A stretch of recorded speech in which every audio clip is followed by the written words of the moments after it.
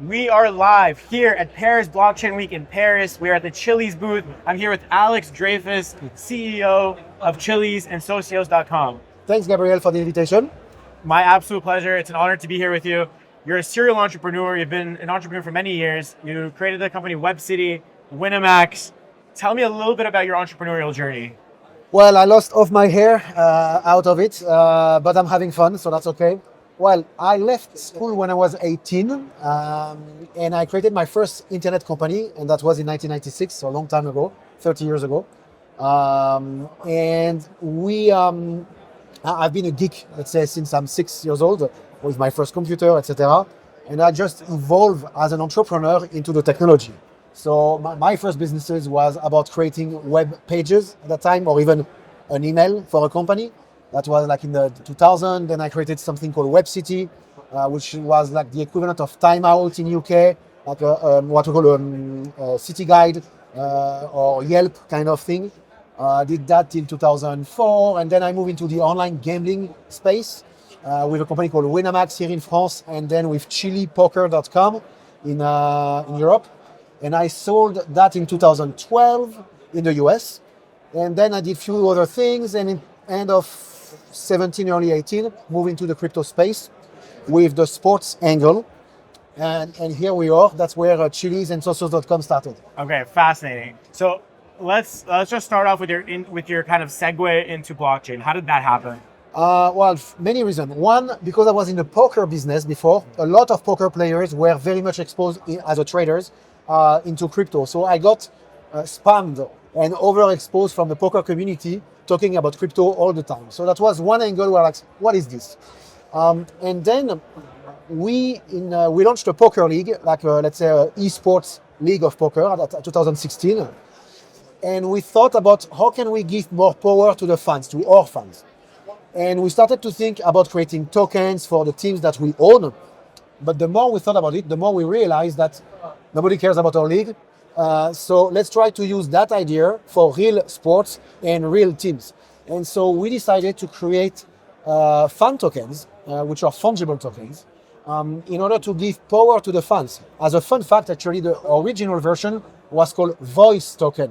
Okay. And when I started to pitch early 18 the concept of Voice Token, people thought it was the next Skype. So we shifted into fan tokens, and that's how it started. Into fan tokens. Yeah. Okay, fascinating. So tell us about the kind of correlation between entertainment and sports and these fan tokens. How do people actually gain these fan tokens? How do they work? So the fan tokens, you can buy them. You can buy them on Socios.com, which is the consumer-facing app. You can buy them on Binance or other platforms. And if you own a token of Paris Saint-Germain, for example, or AC Milan or Inter Milan, you can actually have the right to vote on decision of the club. You can decide what's going to be the design of the jersey next season, the music in the stadium whenever they score a goal. So it's a loyalty tool. It's a fan engagement opportunity. It's a way to get closer to your team. And it's also, and it's important, a tradable asset. These tokens are fluctuating all the time. Right now, they are fluctuating down quite a lot, but they are fluctuating based on the demand of the fans and market conditions. And so you have this double dynamic between utility and tradability. Fascinating. So what do you think the future of fan tokens and kind of fan engagement, specifically in like crypto, what's that going to look like in the next couple of years? I mean, we've been here for 7 years. I think our priority is to add more and more utility. This year it's different. It's to embrace even more the tradability of it, more DeFi, more SportFi. That's how we call it. We work with 80 sports teams right now. There will be a few more actually coming this year, either in Europe, either not in Europe. I mean, outside of Europe.